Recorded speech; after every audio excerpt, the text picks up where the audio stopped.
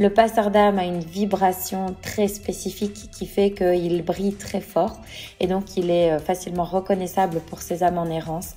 Et donc ces âmes en errance, elles vont être spontanément attirées vers cette lumière, la lumière du passeur.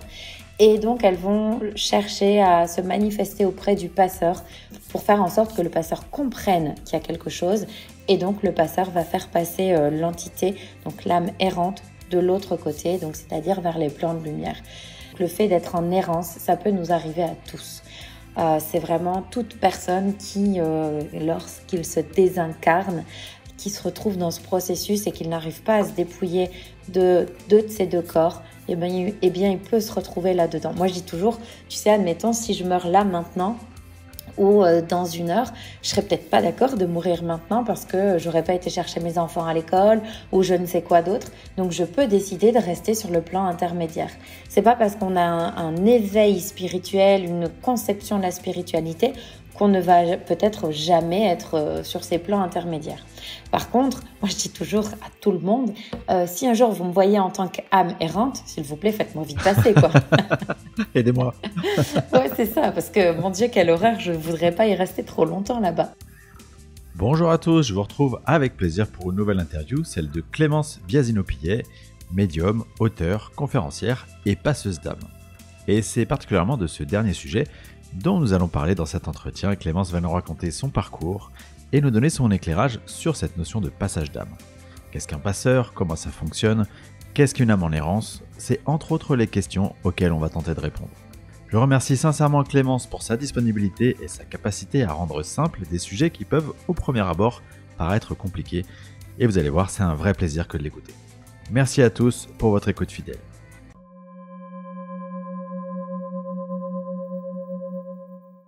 Alors Clémence, bonjour et merci beaucoup d'avoir accepté mon invitation pour ce podcast Entre deux mondes. On va commencer par te demander de te présenter à nos auditeurs. Bonjour Xavier, alors c'est un vrai plaisir pour moi d'être présente sur ton podcast. Merci beaucoup de m'avoir invitée. Alors moi je suis médium, j'ai appris ma médiumnité un petit peu sur le tard, il y a un petit peu plus de 5 ans maintenant. Ma médiumnité a d'abord été vraiment sur le passage d'âme, donc vraiment dans un premier temps j'ai fait énormément de passage d'âme, de nettoyage énergétique, etc., tout en ayant un grand côté guidance parce que j'ai une médiumnité de clairconnaissance qui est extrêmement développée, et ça depuis toujours. Et du coup, voilà, j'ai vraiment ce côté médium, passeur d'âme. Aujourd'hui, je travaille plus en tant que passeuse parce que j'ai vraiment décidé d'avoir une casquette encore différente. Donc ça fait maintenant un petit peu plus d'1 an que je suis aussi auteure. Donc j'écris des livres. Les livres, tu vois, que moi j'aurais aimé trouver quand je me suis éveillée à tout ça, j'ai décidé de les écrire. Parce que je les trouve toujours pas à l'heure actuelle. Et puis voilà, toujours aussi le plaisir de partager, d'enseigner, de transmettre mes connaissances à travers des congrès, des conférences, des podcasts, etc. Parce que c'est vraiment pour moi hyper important de partager et de véhiculer des messages très positifs autour de la spiritualité et la médiumnité.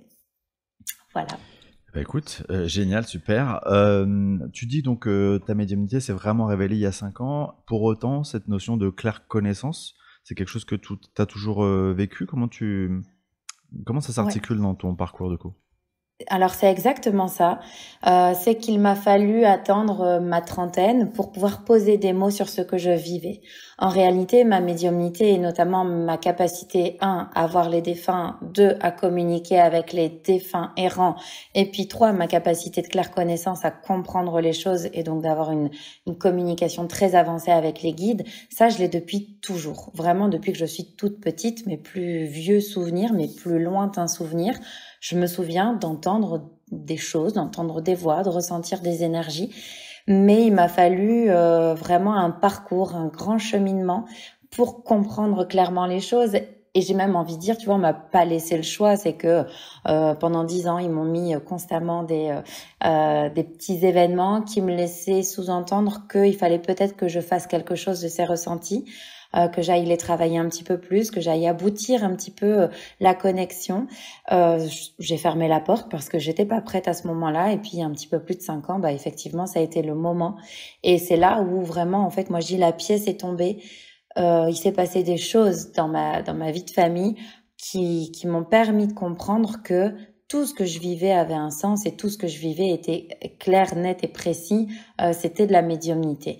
Et vraiment, à ce moment-là, j'ai eu l'impression, tu sais, que toutes les pièces du puzzle, elles se sont rassemblées en un seul morceau et qu'enfin, le puzzle s'est mis à fusionner d'un coup et que je comprenais, du coup, les 30 premières années de vie que je venais de vivre, mais du coup, qui me permettait aussi de comprendre toutes les prochaines années, finalement, qui allaient venir avec toutes ces capacités qui venaient enfin se confirmer, tout simplement.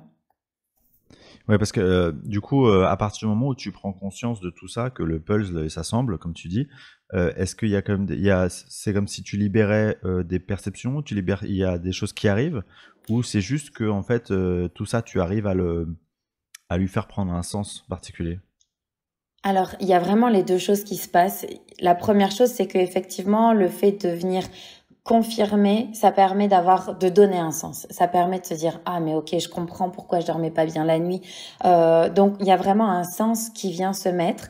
Et en même temps, le fait de se valider en tant que médium, ça vient complètement amplifier nos capacités.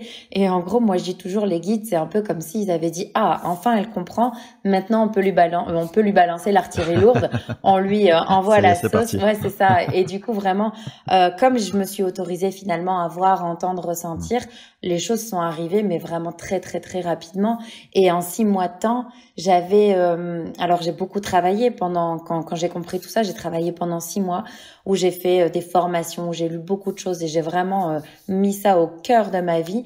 Et 6 mois après, je donnais mes premières consultations avec une aisance presque déconcertante parce que c'était juste dingue de se dire qu'il y a 6 mois, j'étais pas consciente de tout ça et 6 mois après, en fait, je pouvais faire des trucs de dingue. Donc oui, effectivement, le fait de se valider, ça permet effectivement d'aller ouvrir encore plus le coronal et du coup d'ouvrir encore plus les canaux qui vont avec. Et puis en même temps, ça permet de comprendre, donner un sens et ça potentialise tout ça en fait. Mm. Donc tu disais, toi, c'est claire connaissance, donc c'est le côté Oui, je sais, mais je sais pas je comment je sais. sais, c'est ça? Ouais, c'est ça, c'est Je exactement sais que je ça. sais, je sais pas comment je sais. C'est exactement ça, c'est vraiment cette notion où, tu vois, toute petite, je me souviendrai toujours, je recevais des informations pour les membres de ma famille et c'était une évidence, je le savais, c'était comme ça, je comprenais pourquoi un tel avait cette problématique, pourquoi un tel vivait ça. Je le savais, c'était tellement clair, limpide, évident, et je ne comprenais pas pourquoi les autres ne le savaient pas, pourquoi les autres ne le comprenaient pas. Alors que moi, j'avais beau avoir 6 ou 7 ans, je comprenais les choses, mais avec vraiment des mécanismes de pensée très très poussés qui n'appartenaient clairement pas à la petite fille de 7 ans, hein, mais que je comprenais malgré tout. Et du coup, pendant très longtemps, je me suis dit, bah, c'est moi qui dois pas être normale. Et cette claire connaissance, tu vois, c'est plus tard où j'ai compris qu'en fait, il y avait rien d'anormal là-dedans, mais que c'était juste clairement le moyen de prédilection qu'on m'avait donné dans cette vie-ci pour guider les gens, pour les accompagner. Et c'est vrai que la claire connaissance, c'est je, je connais des informations, je sais des choses, j'ai accès à certaines problématiques que je ne connais pas, que je n'ai pas apprises, que je n'ai pas devinées, que je n'ai pas supputées ou je ne sais quoi.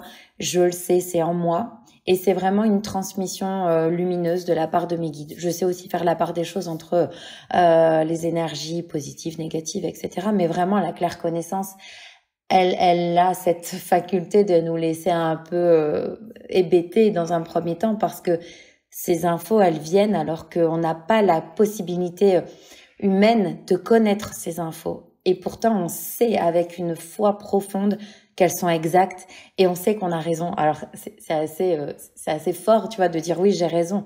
Mais on sait que ces infos, elles sont justes. Et tu vois, ça fait maintenant plus de 5 ans que je reçois des centaines de clients et ben en fait, jamais, jamais, jamais, quand j'ai reçu en claire connaissance, jamais je ne me suis trompée parce que la claire connaissance, elle est vraiment d'une fiabilité, c'est juste incroyable en fait. Mais du coup, comment ça se passe? Une personne arrive, vient te voir, et toi, c'est comme tu la vois et tu télécharges ces données, c'est ça? C'est exactement ça. La personne arrive et je vais décider d'ouvrir mon canal à ce moment-là. Alors, je tiens aussi toujours à dire que quand je suis Clémence humaine, Clémence maman, Clémence épouse, mes canaux sont assez fermés. Ça veut dire que je vais pas me mettre à canaliser mes amis ou les personnes qui viennent à moi à l'extérieur. Enfin, voilà, c'est juste ingérable. Donc, je ne le fais que en séance. Et donc, quand la personne arrive, je lui demande de ne rien me dire du tout et je me mets vraiment en connexion pendant quelques minutes avec ses guides et je vais vraiment avoir un flot de mots, d'images, de sensations, d'émotions. Il y a plein de choses qui me viennent et qui vont me permettre de comprendre qui elle est, pourquoi elle vient, pourquoi aussi elle vient sur Terre, parce que ça, je suis très très connectée aux missions de vie et de l'aider justement à rejoindre finalement son fil rouge en libérant certains blocages, en comprenant avec elle certaines problématiques. Donc je télécharge toutes ces données qui sont vraiment neutres et pour le coup très fluides. Et ensuite, je pose toujours aussi la question à mon client, mais après coup, je lui dis, OK, mais pourquoi vous avez envie de venir me voir de votre point de vue? Et comme ça me permet de confronter un peu ce que j'ai reçu de la part de l'univers et ce que je reçois de mon client et de voir où il en est par rapport à tout ce que je dois lui amener. Parce que amener toutes ces infos, c'est pas si simple qu'il n'y paraît parce que parfois tu vas donner des infos qui sont quand même assez confrontantes ou assez délicates et tu dois savoir où il en est ton client par rapport à ça. Et du coup, j'ai vraiment cette notion où pour moi c'est important qu'ils m'exposent eux les raisons pourquoi ils viennent. Je peux jauger un petit peu où est-ce qu'ils en sont et du coup ça me permet de comprendre aussi par quel morceau je vais attaquer, sur quel registre aussi je vais parler, parce que ça c'est de l'interprétation humaine et du coup mon rôle à moi, même si j'ai reçu des infos qui sont très fluides, très claires, il va falloir que je sois suffisamment subtile et délicate pour amener les infos de la bonne manière, au bon moment et d'avoir une interprétation qui soit la plus juste et la plus diplomate possible. Est-ce que parfois il y a des informations que tu captes et que tu ne vas pas dire par éthique, ou est-ce que tu vois, est-ce qu'il y a des choses que tu t'interdis de dire, de communiquer? Oui, moi, humainement, parfois, je peux être assez chamboulée de recevoir une information et de dire, waouh, mais vous êtes sûr que je dois envoyer ça comme info? Et ils me disent, oui, si tu l'as eu, c'est que tu dois balancer l'info. Et puis parfois, je suis un peu, un petit peu têtue et je dis, ok, je vais attendre. Et donc, j'attends 5 minutes et j'attends 10 minutes. Et en fait, les guides n'arrêtent pas. Tu sais, ils vont me renvoyer cette info en disant, c'est important, c'est important, c'est important, c'est important. Et donc, je ne vais pas pouvoir lâcher mon client sans lui avoir transmis toutes les infos qui viennent. Même si elles sont vraiment très percutantes à certains moments, tout ce qui vient, je me dois de le transmettre. Et ça, c'est vraiment hyper important parce que si les guides estiment que la personne est capable d'entendre ça, alors moi, je peux pas faire barrage en disant non, non, je fais de la rétention d'infos. Moi, j'estime, voilà. C'est ça. De mon point de vue humain, j'ai pas le droit en fait de outrepasser finalement la loi divine. Si l'univers me dit que c'est bon pour elle de savoir ça, alors c'est bon pour elle de savoir ça. Parfois ils me disent ok, sois un peu plus délicate ou détourne le sujet en l'amenant de telle manière. Et ils vont me donner des petites astuces pour que ce soit plus facile à amener. Mais je donne toujours toutes les Ouais, infos. c'est Mm, mm. c'est sympa. Et au moins, il t'aide sur la notion psychologique de comment Ouais. amener la chose, quoi. C'est ça? Ouais, complètement. Parfois, tu sais, ils vont me dire, ok, parle-lui de ça. Et en lui parlant de ça, elle va t'amener sur ça. Et toi, tu pourras rebondir avec ça. Et du coup, c'est génial parce que, tu vois, je te prends l'exemple d'une séance que j'ai fait il y a pas très longtemps où j'ai quelqu'un qui est en face de moi et qui vient pas du tout pour ce que je vais lui annoncer. Et, et en fait, je devais lui annoncer qu'elle vivait avec euh, une sœur. Alors, je sais plus si c'était une sœur ou un frère, parce que j'oublie la plupart des choses. Mais en tout cas, elle vivait avec un enfant de la fratrie sur elle, greffé à elle. Et je me dis, waouh, comment je vais lui amener ça en sachant qu'elle est pas du tout là pour ça, a priori, en tout cas de son point de vue à elle. Et ils me disent, mais parle-lui, demande-lui si sa maman a fait une fausse couche ou a perdu un enfant. Et donc, je parle, voilà, est-ce qu'il n'y a pas une fausse couche dans la famille? Et puis, bam, elle me dit, si, enfin, c'est pas une fausse couche, c'est mon frère ou ma sœur qui est décédé à tel moment. Et donc, oui, effectivement. Donc là, ok, super, la voix est complètement ouverte pour que j'amène le sujet en disant et il n'y a pas des petits problèmes de sommeil chez vous en ce moment, il n'y a pas des petites sautes d'humeur en ce moment, et j'amène beaucoup les choses sous forme de questions. Comme ça permet aussi de pas être trop frontal et d'aller en disant ben voilà, moi j'ai des troubles de sommeil, j'ai des sautes d'humeur et c'est certainement lié au fait qu'il y a une énergie qui est sur vous et qui vous pompe un petit peu tout ça. Non, j'amène les choses avec rondeur parce que c'est toujours quand même beaucoup plus sympa plutôt que de se faire percuter par une voiture qui arrive à 120 km/h sur nous. Oui, ouais, c'est clair. Souvent, les médiums me disent que quand ils se connectent aux autres, ils arrivent à recevoir énormément d'informations et quand il s'agit d'eux-mêmes, c'est la galère. Est-ce que c'est le cas pour toi?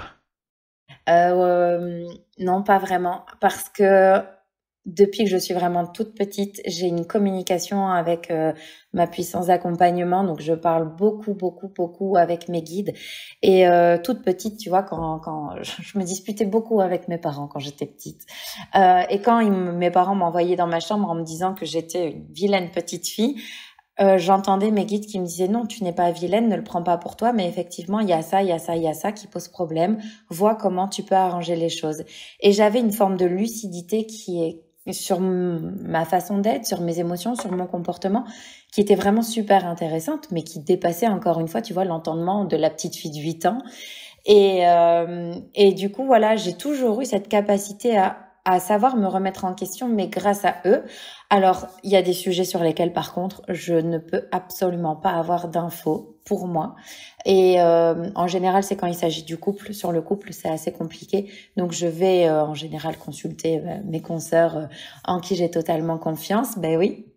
Et mais sinon, sur moi en tant que telle, sur moi, tu vois, par exemple, si j'ai envie de faire un ajustement dans ma pratique professionnelle ou quoi que ce soit, il y a pas de souci, je peux avoir l'info, c'est assez fluide, mais ça sous-entend aussi de savoir se prendre pour le coup, une voiture qui nous percute à 120 km/h, parce que là, pour le coup, ils prennent pas de gants, hein, ils envoient les infos. Par contre, tu vois, je ne peux pas travailler pour mon mari et mes enfants. Ça, c'est pas possible. J'ai aucune info pour eux. Moi, je le peux pour moi, mais pour eux, j'ai rien. En général, on me dit que ça m'appartient pas et que c'est pas à moi de faire le boulot.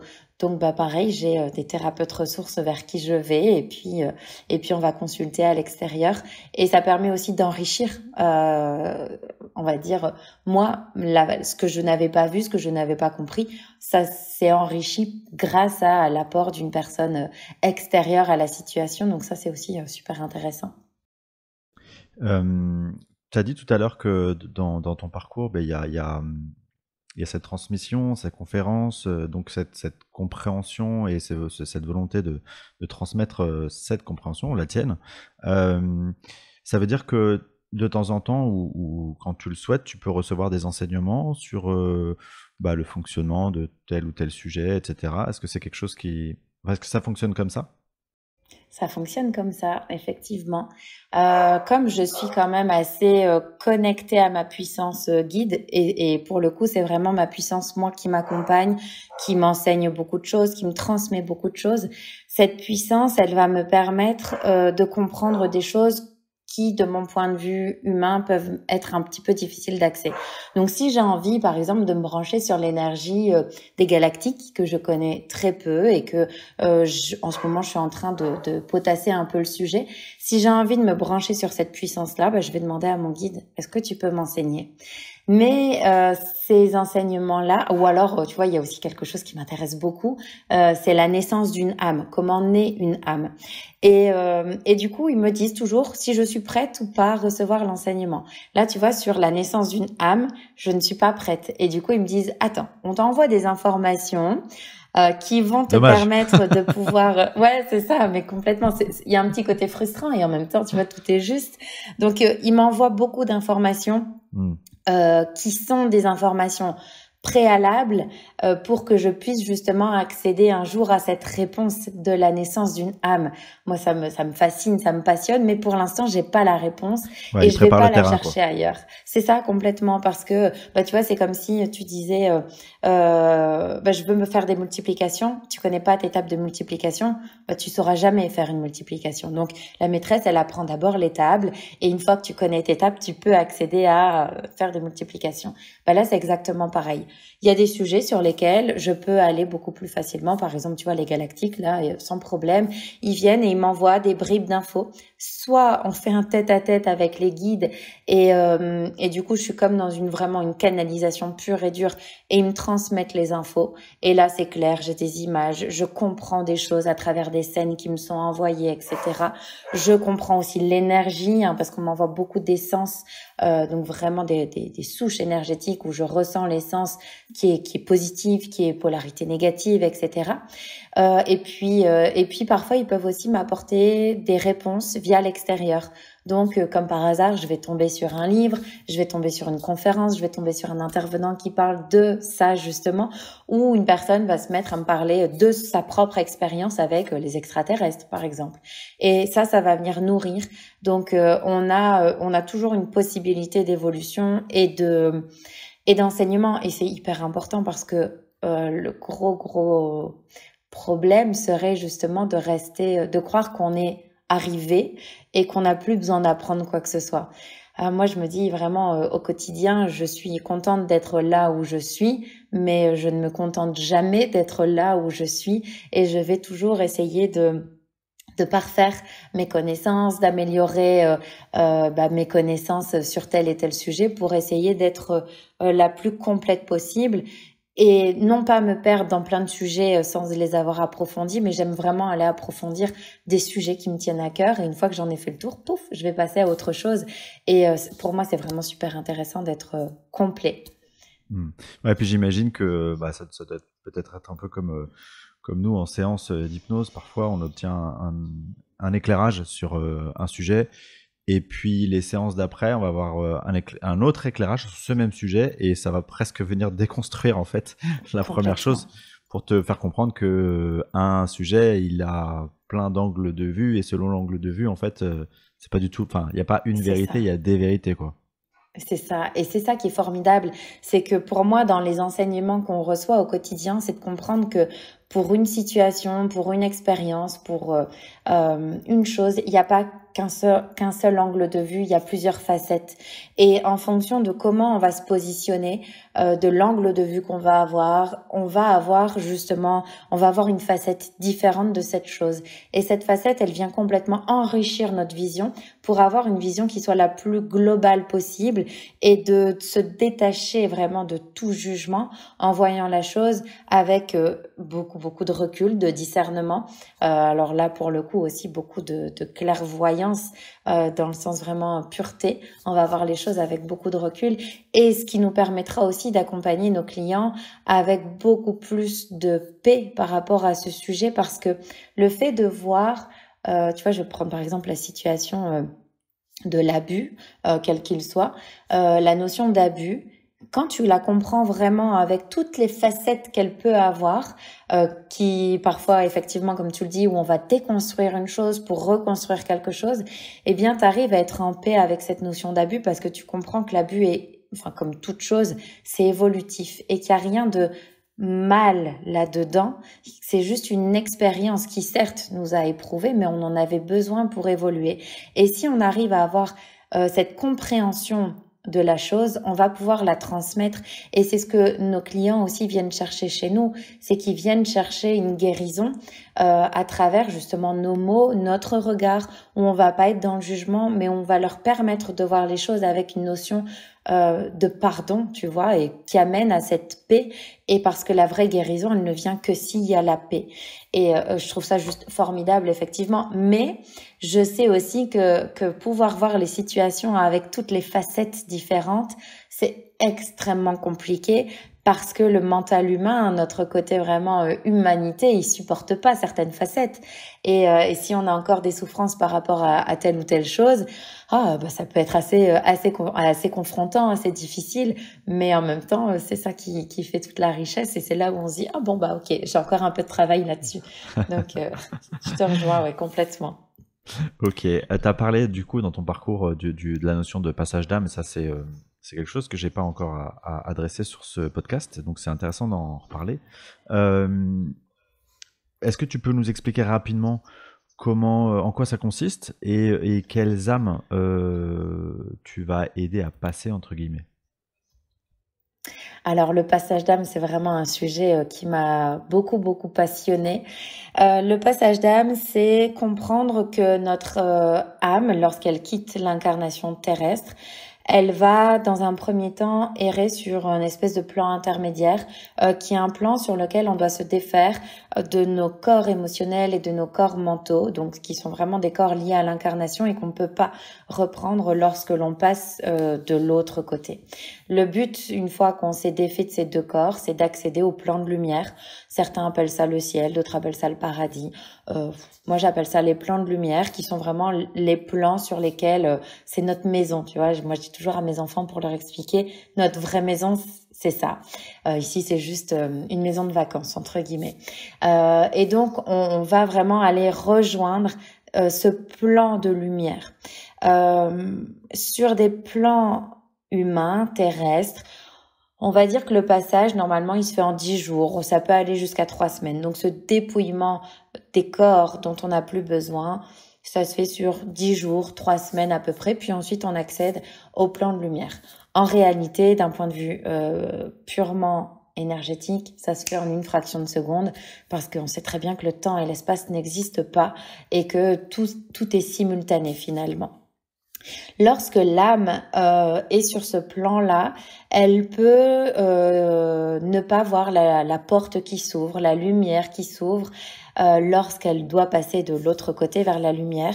Et donc, elle va rester sur ce plan d'errance pour plein de raisons diverses et variées, soit parce qu'elle ne sait pas qu'elle est décédée, soit parce qu'elle n'est pas d'accord d'être décédée, soit parce qu'elle pense qu'elle a encore quelque chose à faire sur Terre, soit parce qu'elle n'arrive pas à se détacher de ces humains, soit parce qu'elle est en colère, soit parce qu'elle veut pas lâcher des croyances mentales très fortes, etc. Donc, il y a pas mal de raisons qui vont faire que une âme peut décider de son plein gré de rester sur les plans d'errance. Et du coup, à ce moment-là, elle va perdre toute connexion avec la lumière. Donc, à ce moment-là, les guides, ces anges ne l'abandonnent pas. Ils sont toujours avec elle, mais ils ne peuvent plus la contacter. Ils sont vraiment bloqués parce qu'elle perd toute lumière à ce moment-là. Et elle va être vraiment purement en errance. Ce qui va faire qu'à un moment donné, elle va chercher à se libérer de cette errance, c'est que la souffrance qu'elle va vivre sur ces plans-là va être tellement grande qu'à un moment donné, elle se dira oui, quand même, j'en ai ras-le-bol de souffrir. Est-ce qu'on peut pas m'offrir quelque chose de plus sympa? Et en général, on va s'arranger pour qu'il y ait un passeur d'âme qui passe dans sa réalité à ce moment-là. Le passeur d'âme a une vibration très spécifique qui fait qu'il brille très fort, et donc il est facilement reconnaissable pour ces âmes en errance. Et donc ces âmes en errance, elles vont être spontanément attirées vers cette lumière, la lumière du passeur, et donc elles vont chercher à se manifester auprès du passeur pour pouvoir justement pour faire en sorte que le passeur comprenne qu'il y a quelque chose. Et donc, le passeur va faire passer l'entité, donc l'âme errante, de l'autre côté, donc c'est-à-dire vers les plans de lumière. Ce passage d'âme, donc le fait d'être en errance, ça peut nous arriver à tous.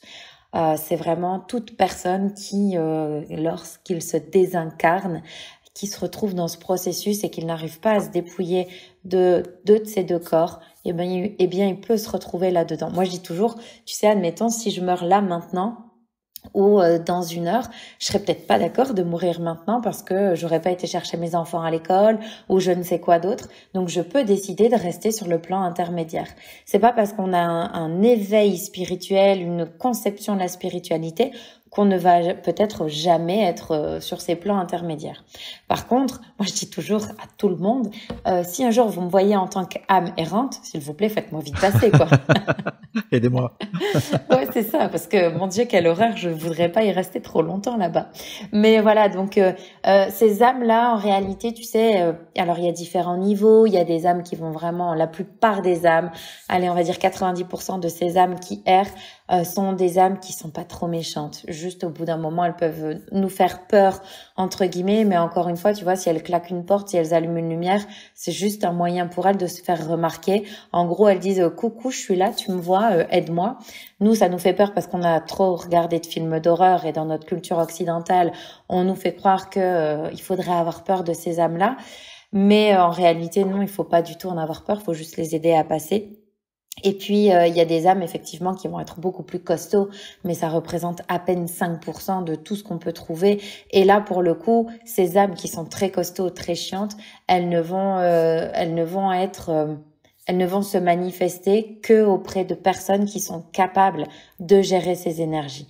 Donc, on va pas tous avoir un jour une entité possessive dans sa maison. Si ça nous arrive, c'est vraiment qu'on était capable. En général, c'est quelque chose de karmique aussi.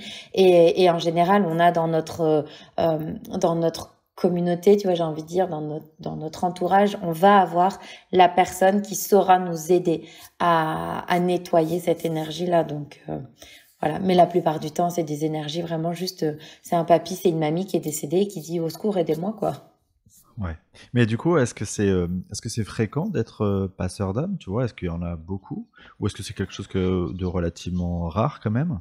Et la deuxième question, est-ce que on est forcément médium entre guillemets en termes de perception, de fréquence vibratoire, si on est passeur d'âme? Ouais, effectivement, un passeur d'âme est d'office médium parce que un passeur d'âme, c'est vraiment celui qui va permettre de transformer l'ombre en lumière. Médium, ça veut dire intermédiaire. Et un médium, c'est quelqu'un qui va justement savoir faire la jonction lui-même entre la lumière et l'obscurité. Le médium passeur d'âme, spécifiquement, c'est celui qui va prendre la lumière, comprendre les messages qui viennent d'en haut, les transformer pour aider l'ombre et inversement, prendre toute l'énergie négative de l'ombre, comprendre le message qui est associé et le transformer pour que ça devienne lumière. Donc d'office, un passeur d'âme est un médium parce que en fait, on ne peut pas faire de passage d'âme si on ne comprend pas ce qu'est en train de nous dire l'âme qui erre. L'âme qui erre, elle doit se sentir entendue pour pouvoir passer de l'autre côté. Et donc nous, en tant que passeurs, il faut qu'on comprenne et donc pour ça, il faut effectivement être médium. Alors, est-ce qu'il y en a beaucoup? Il y en a de plus en plus des médiums passeurs parce que, alors c'est vrai que voilà, depuis 2017, il y a une grosse ouverture spirituelle qui se fait et on doit nettoyer les vibrations de la Terre parce qu'on sait que la Terre a quand même vécu des choses pas très sympas. Hein. Il y a que, allez, moi je dis 70-80 ans qu'on commence à être un petit peu plus sympa au niveau de l'humanité, mais avant ça... les vies n'étaient quand même pas les plus sympas. Donc, il y a beaucoup d'âmes en errance, il y a beaucoup d'âmes qui sont en souffrance. Et donc, il faut nettoyer toutes ces vibrations-là pour pouvoir alléger la Terre de ces vibrations négatives. Donc, il y a beaucoup de passeurs qui s'incarnent en ce moment pour justement faire leur petit travail, apporter leur petite pierre à l'édifice pour aider la vibration de la Terre à s'alléger et à aller mieux.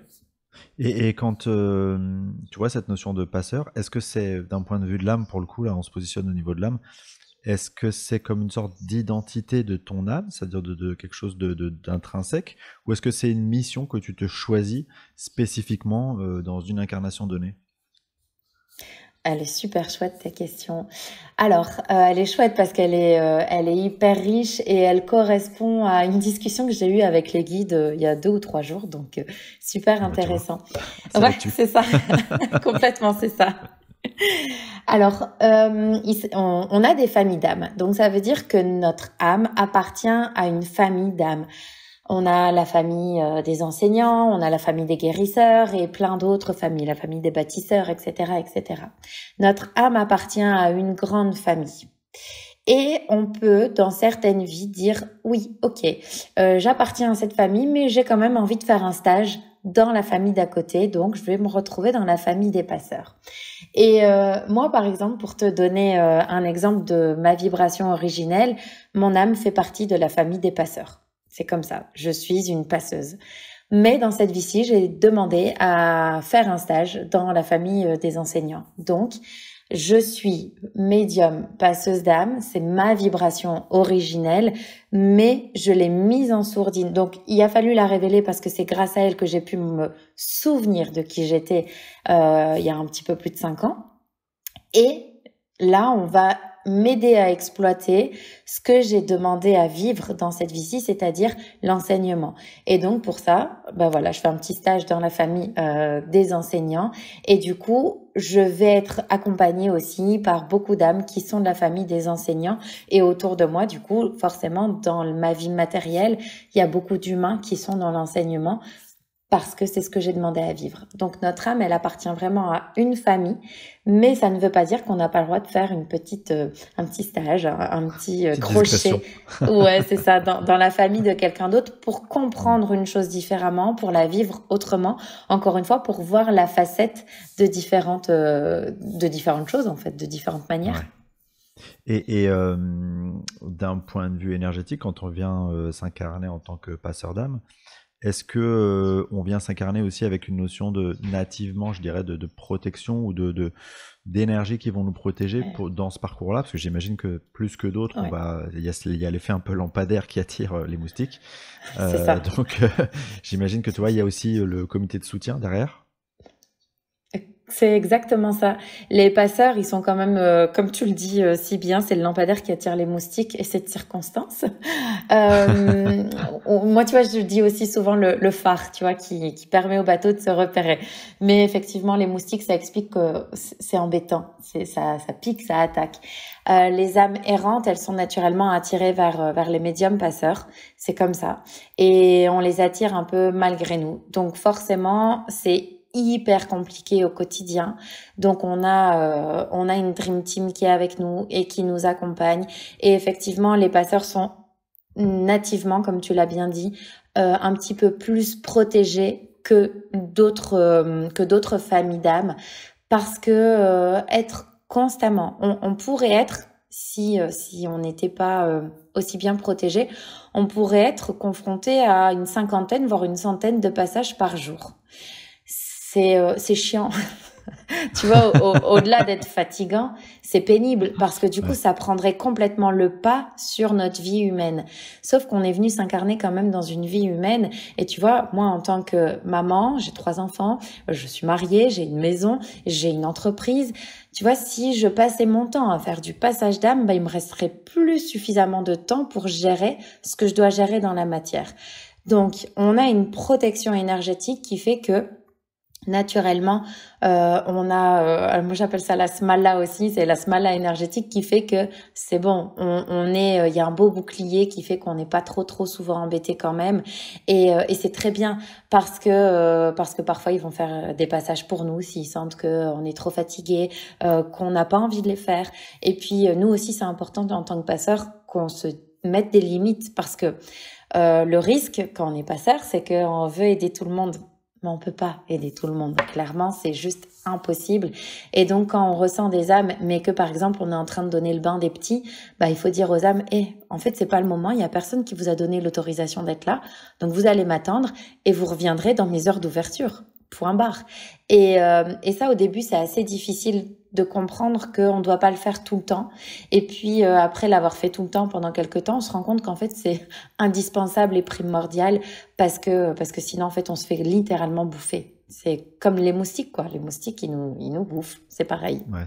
Ça veut dire que qui dit passeur d'âme dit travail sur le syndrome du sauveur, de genre de choses, quoi. Ouais. Complètement. Alors, les passeurs, en général, ils ont un syndrome du sauveur. Ils ont eu aussi parfois, très souvent, une dépendance affective. En général, on va toujours sur les mêmes blessures. Donc, la blessure d'abandon et de rejet qui sont très, très fortes chez les passeurs. Donc, ce qui est vraiment important pour le passeur, c'est d'avoir une bonne constitution énergétique. C'est de se connaître. Parce que moi, je dis toujours, L'âme errante, elle vient se poser sur notre ombre. Elle vient appuyer sur notre ombre parce que elle est ombre, elle ne peut communiquer qu'avec les vibrations de même fréquence. Donc elle vient appuyer sur notre ombre. Et si elle appuie sur notre ombre et que je connais pas mon ombre, ça va me faire mal, mais je vais pas comprendre.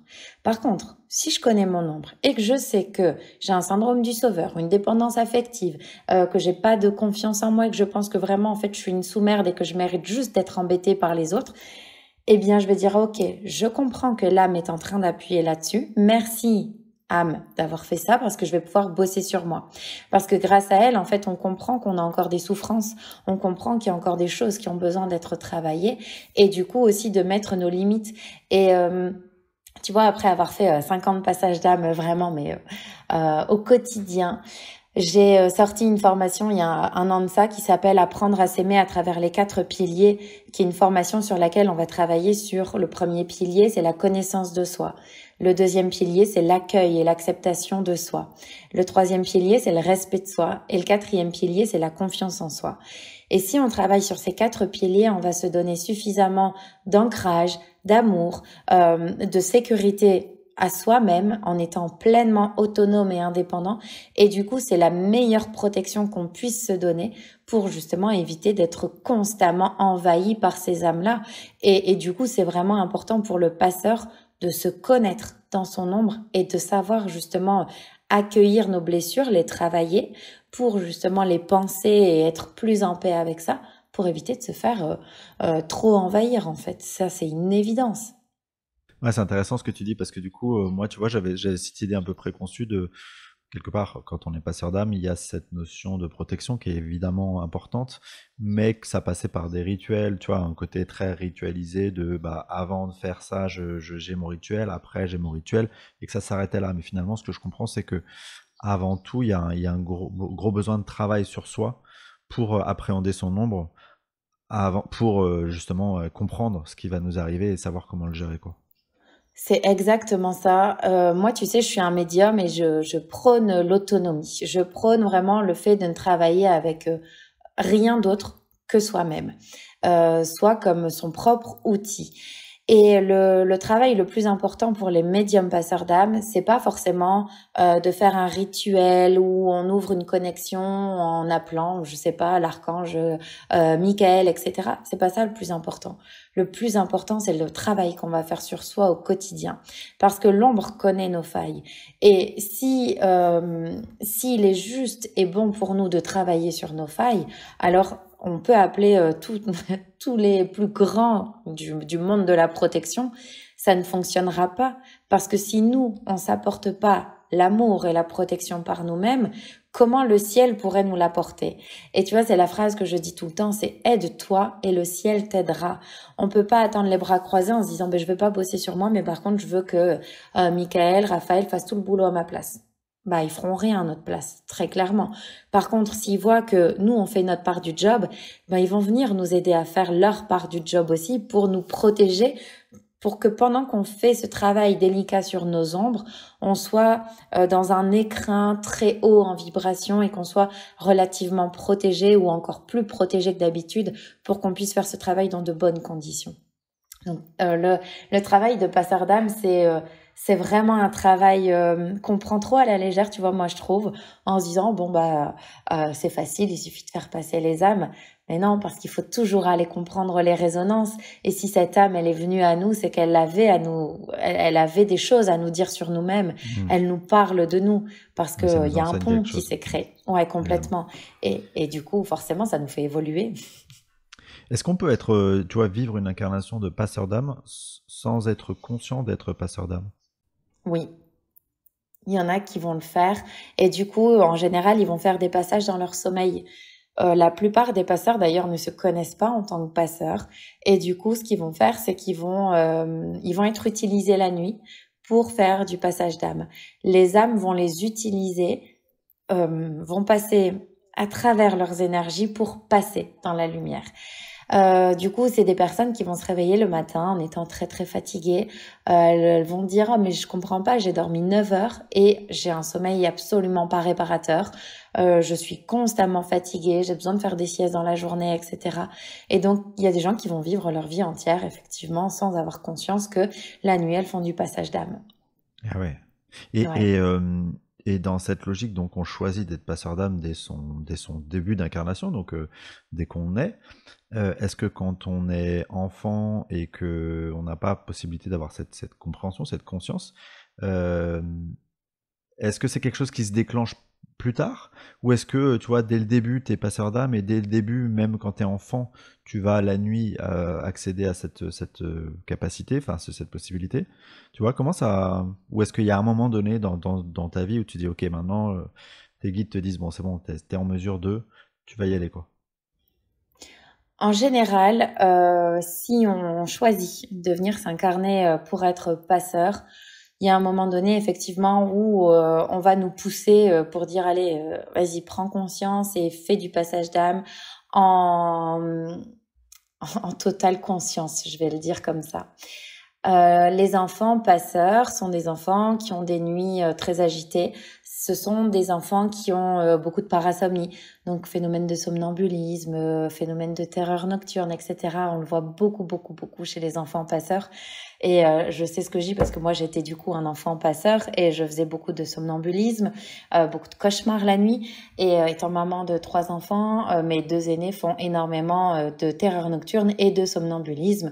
Et c'est génial parce que nous on a des caméras dans la maison et puis du coup on peut vraiment regarder le visage des enfants et se rendre compte que c'est pas eux, c'est clairement pas eux. Ils ont des expressions de visage, c'est pas du tout les leurs, etc. Donc c'est juste, moi j'adore aller documenter ça, donc c'est passionnant je trouve. Et ces enfants-là ont décidé de s'incarner avec une maman passeuse pour que justement ils puissent être passeurs sans le subir, donc en étant vraiment pleinement conscients. Alors par exemple pour mon grand, il a 12 ans. Là, on coupe. Pour l'instant, on est en train de couper. On a le droit aussi, tu vois, de se donner des pauses et de dire on coupe parce que c'était un petit peu trop. Il était en plein dans le sauveur et il voulait sauver tout le monde et il faisait du passage d'âme jusque minuit, 1 heure du matin. Donc on a coupé et donc pour lui, pour l'instant, il se passe plus trop grand chose. Et le deuxième, voilà, j'ai eu aussi à un moment donné cette notion où je devais intervenir parce que c'était les terreurs nocturnes et c'était trop et c'était des terreurs nocturnes qui devenaient de plus en plus dangereuses entre guillemets hein, parce qu'ils sortaient carrément de la maison en pleine nuit. Donc bon voilà, tu vois, on commençait Ouais. un petit peu à se dire bon, il faut C'est un peu flippant, intervenir. Ouais, c'est ça. Heureusement qu'on a les alarmes etc qui sonnent parce qu'ils font pas de bruit hein, les enfants qui font des crises de somnambulisme, c'est assez dingue. Mais donc ces enfants-là en général vont s'arranger pour naître dans des familles qui sauront les accompagner. Et si je prends moi mon cas, tu vois, j'étais enfant et je faisais tout ça, je suis née dans une famille où tout ça, on n'en parlait absolument pas. Et ben, tu vois, à mes 30 ans, on m'a dit, bon, allez, là, Clémence, il va falloir te révéler et comprendre que tout ce que tu vis la nuit, ça a son sens. Il y a des personnes qui vont aussi avoir des perches qui vont leur être tendues en leur disant, il y a peut-être quelque chose là-dessous. Et des personnes qui vont utiliser leur libre arbitre en disant je vais pas voir, je refuse, je vais pas voir, je veux pas comprendre et je vais plutôt prendre des somnifères en pensant que ça va aider à mieux dormir ou avoir un sommeil plus profond. Mais il faut savoir que tous ces médicaments-là, ils vont vraiment juste faire en sorte que ce soit encore plus fort justement au niveau de la connexion avec les amérantes. Donc bon, voilà. Oui. J'imagine que toi, dans les accompagnements que tu proposes, tu dois forcément avoir des gens qui viennent à toi parce qu'ils sont passeurs d'âme et que, inconsciemment, ou en tout cas, l'univers étant bien fait, naturellement, ils viennent à toi pour avoir des clés. Donc, c'est un accompagnement que tu proposes, ça? Oui, complètement. Alors, moi, j'ai vraiment qu'un type de séance, donc c'est vraiment la guidance. Et quand on vient en guidance, alors il faut savoir que sur mon planning, c'est jamais moi qui décide quel rendez-vous je valide ou pas. C'est les guides qui me disent tiens, c'est telle personne, tu dois la prendre là cette semaine, telle personne, attends, elle n'est pas encore prête. Donc voilà, c'est vraiment les guides qui, je fais mon planning avec eux le mercredi matin et je vois quel rendez-vous je valide ou pas. Et quand je reçois des personnes en séance, c'est encore une fois, je ne sais pas, avant de les recevoir, je ne sais pas pourquoi elles viennent. Et quand on est en train de me dire, par exemple, on me souffle à l'oreille, c'est une passeuse d'âme, tu la reconnais? Là, je me dis, c'est génial parce que on se sent on est avec des personnes avec qui on se sent extrêmement proche. On ne sait pas l'expliquer pourquoi, mais d'un coup, on se met à les tutoyer. D'un coup, on a l'impression que c'est notre sœur. Il y a vraiment quelque chose de très fort. Et puis, effectivement, il y a ces personnes-là qui viennent et à qui je vais dire, ben oui, en fait, voilà, vous êtes passeuse d'âme et voilà comment faire. Je vais expliquer ce que c'est. Je vais donner des clés, je vais donner des outils et puis je vais leur proposer aussi de faire leur bonhomme de chemin, de revenir vers moi si elles le veulent, de se former si elles le veulent, parce que le libre arbitre, c'est vraiment très, très important pour moi. Donc, je donne les infos qu'ils ont besoin d'entendre au moment où on se rencontre. Et ensuite, je leur laisse aussi faire leur petit bonhomme de chemin tout en restant disponible derrière. S'il y a quoi que ce soit, elles savent qu'elles peuvent, c'est ce que j'appelle le service après-vente, elles peuvent revenir vers moi. Donc, faut pas qu'elles hésitent. Ouais. Ok. Tu nous as parlé de livres que tu as écrits. Est-ce que tu peux nous dire deux mots sur ce que tu as souhaité transmettre à travers ces livres? Oui, alors le premier s'appelle L'éveil à la lumière et donc il est sorti en mai 2022 en auto-édition. C'est un livre dans lequel j'ai voulu vraiment expliquer toutes les bases de la spiritualité. Le sous-titre c'est Initiation à la spiritualité, donc on a vraiment toutes les grandes bases. Je vais parler du chant, je vais parler de l'espace-temps, je vais parler du karma, je vais parler des vies antérieures. Je parle des grandes lois de l'univers, je parle de la vibration bien évidemment, je parle de toutes les puissances d'accompagnement avec lesquelles on s'incarne, je parle de toutes les énergies négatives aussi qu'on peut ressentir, je parle des familles d'âmes, je parle vraiment de tous ces grands concepts qui sont importants à comprendre, je parle des chakras, je parle de l'aura, je parle des corps énergétiques, je parle vraiment de tout ça pour comprendre pour qu'on parle tous le même langage avec beaucoup de simplicité. Parce que moi, j'aime la simplicité. J'aime rendre les choses simples et accessibles. Et c'est comme ça que moi, je travaille pour moi. Et c'est comme ça, du coup, que j'aime transmettre aussi. Donc, dans ce premier livre, voilà, c'est vraiment une introduction, une initiation à tous les concepts énergétiques de base. Et le deuxième livre vient de sortir, donc ici en mai 2023. Il s'appelle Lumière divine, les clés de la protection énergétique, qui est un livre beaucoup plus conséquent, beaucoup plus fort aussi dans son contenu, tout en restant très simple et accessible, et donc dans lequel je vais parler de protection énergétique.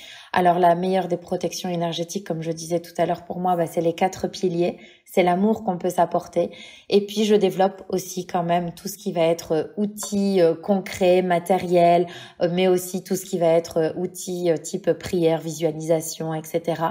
Je parlais évidemment de certains archanges, de maîtres ascensionnés, etc. Et on parle aussi beaucoup d'hygiène énergétique pour amener vraiment une vision très complète, très globale sur la protection énergétique. Et ce que j'ai fait dans les 2 ouvrages, c'est que j'ai raconté mon histoire. Donc dans les 2 ouvrages, il y a une grosse partie un peu autobiographique parce que je trouve que pour vraiment adhérer au message, les gens ont besoin de comprendre qui je suis. Et il y a énormément de personnes qui, après avoir lu mon histoire, m'ont dit « Mais merci Clémence, parce qu'en fait, tout ce que toi tu vis, moi je le vivais, mais je pensais que j'étais folle, ou je pensais que c'était pas normal, ou je pensais qu'en fait c'était pas ça, recevoir des informations médiumniques. » Et donc en parlant de mon histoire, ça démocratise un petit peu la médiumnité et ça la rend accessible. Donc voilà, il y a beaucoup aussi d'introspection et de travail sur ma bio. Ouais, c'est marrant que tu parles de ça parce qu'il y a vraiment 2 choses que moi j'ai beaucoup appréciées dans les différentes conférences que j'ai pu voir que tu as données sur différentes chaînes. C'est premièrement effectivement cette volonté, et du coup on la partage parce que c'est vraiment l'idée de fond de ce podcast de désacraliser, en tout cas de donner, de rendre accessible cette notion de spiritualité à tous, de la simplifier parce que c'est parfois inutilement complexifié. Et en même temps, il y a une autre chose qui est hyper importante pour moi et tu l'as dit, c'est le responsabiliser, la notion de redonner à l'autre sa responsabilité voilà, c'est pas, on vient pas chercher quelque chose à l'extérieur de nous. L'idée, c'est comment on aide à travailler à l'intérieur de nous.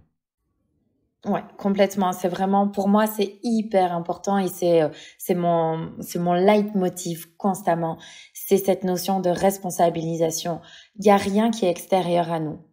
On a tout à l'intérieur de nous. Il faut juste aller chercher nos capacités, les trouver. Parfois, elles sont bien enfouies, etc. Mais on a tout ce qu'il faut en nous. Et l'extérieur, c'est une cerise sur le gâteau. Mais l'idée, c'est vraiment d'essayer d'être le plus autonome possible. Parce que tu sais, moi, je dis toujours, admettons, t'es passeur d'âme, mais tu ne fais tes passages d'âme que si t'es en présence de ta tourmaline ou je ne sais quoi. Eh bien, le jour où t'es confronté dans ton quotidien humain à une âme qui te casse les pieds dans un dîner, par exemple, avec des amis, cette âme, il va falloir que tu la fasses passer parce que sinon, elle va te pourrir tout le dîner. Qu'est-ce que tu fais? Tu te dis, ah bah mince, j'ai pas ma tourmaline, je peux pas, je vais subir du coup pendant 3 heures cette âme. Ou alors, tu développes justement des capacités complètement internes et tu te dis, mais j'ai besoin de rien. J'ai besoin d'aucun outil pour bosser et ce qui permet d'être à n'importe quel moment capable d'agir sur n'importe quelle énergie. Et ça, pour moi, c'est vraiment un secret hyper important. C'est vraiment mon cheval de bataille, cette notion de responsabilisation et d'autonomie, parce que du coup, ça permet de redonner le pouvoir à chacun d'entre nous. Et pour moi, c'est vraiment la nouvelle spiritualité qui s'ouvre. Les nouveaux médiums qui arrivent doivent être des médiums autonomes, responsables et vraiment capables de faire les choses par eux-mêmes. Ouais. Et justement, pour ces médiums qui arrivent, comme tu dis, et qui découvrent à peine, en tout cas qui essayent d'appréhender leur perception, est-ce que tu y as un conseil issu de ton expérience que tu pourrais leur donner pour, je sais pas, arriver à, à vivre ça et à le développer de la manière la plus juste possible pour eux? Alors, je leur dirais de s'amuser. Parce que souvent, on fait de la spiritualité un sujet très délicat où il faut pas faire n'importe quoi, où là là, c'est dangereux, etc. Et du coup, on se rend... Alors, en vrai, je suis d'accord avec ça. Sauf que ça amène chez les gens une chape de plomb. Et ils se disent, oh, faut pas que je fasse n'importe quoi. Et du coup, ils vont avoir tendance à se fermer dans leur vibration. Et donc à alourdir et baisser leur vibration. Alors que quand on canalise, il faut être haut en vibration. Donc rien de tel finalement que de se libérer de cette vieille chape qui nous alourdit et d'aller vraiment monter haut en vibration. Et pour ça, en fait, il faut le prendre comme un jeu. Alors l'idée, c'est de se dire, bah voilà, en fait, si on vous a donné ces capacités, bah bravo, c'est que vous étiez capable de les gérer et aller expérimenter en vous disant, je vais peut-être me casser les dents, mais c'est ok parce que me casser les dents fait partie de l'expérience. Il y a beaucoup de gens qui disent, oui, mais moi, je veux pas trop aller toucher parce que j'ai peur de rencontrer une âme errante. Oui, mais tu dois rencontrer une âme errante un jour dans ta spiritualité pour savoir quelle est sa vibration, pour connaître son énergie. Et du coup, tu sauras identifier, c'est hyper important. Donc l'idée, c'est de se dire, ok, on sait qu'il faut avoir une bonne protection, de bonnes bases, mais amusez-vous et soyez vraiment dans cette énergie de légèreté, dans cette énergie presque de fun, où on se dit que on va ressentir, on va s'amuser à ressentir les énergies et puis on va les comprendre. Il y en a qui vont être super chouettes, il y en a qui vont être un petit peu moins chouettes, mais c'est ça qui va permettre justement de voir encore une fois toutes les facettes de l'énergétique et de la spiritualité. Eh bien, c'est passionnant tout ça. Merci encore à toi, Clémence. On va terminer cet entretien. Je vais te poser une question que je pose souvent aux personnes que j'interviewe. Euh, Dans ton parcours, est-ce qu'il y a eu des livres ou voilà, des enseignements particuliers qui t'ont aidé et que tu pourrais conseiller à nos auditeurs? Alors, en livre, moi, les premiers livres vraiment qui m'ont parlé, c'est les livres de Serge Boutboul, comment éveiller l'être spirituel qui vit en vous, comment déployer vos capacités, etc. Vraiment, c'est assez bien expliqué et ça, j'ai beaucoup aimé. J'ai beaucoup aimé aussi Edith Fior et Anne Deslignier pour tout ce qui est passage d'âme. Ça, c'est vraiment enfin, c'est des livres qui sont super chouettes. Ensuite, alors j'oublie son prénom, mais Lamaya, vraiment super chouette. Il me semble que c'est Jacques Lamaya, mais j'ai un doute. Des livres aussi qui sont vraiment intéressants. Et pour moi, vraiment, la personne qui m'a m'a le plus aidé dans mon chemin spirituel, c'est Bérangère Musard. Bérangère Musard qui est du coup médium, qui fait partie aussi de cette famille des passeurs, bien qu'aujourd'hui elle ne le pratique plus, mais du coup aujourd'hui elle a rejoint aussi la team des enseignants avec une école des médiums. Et vraiment Bérangère Musard, autant sur sa chaîne YouTube que sur tout l'accompagnement qu'elle peut apporter via les différentes formations qu'elle donne, ça a été une révélation. C'est grâce à elle aujourd'hui que j'en suis là. Donc voilà, je ne pourrais pas ne pas la citer. Super. Eh bien, écoute, encore une fois, merci beaucoup, Clémence. C'était un vrai plaisir d'échanger avec toi aujourd'hui. Merci beaucoup, c'était aussi super intéressant pour moi. Et merci à tous nos auditeurs pour leur confiance et leur écoute fidèle. Merci.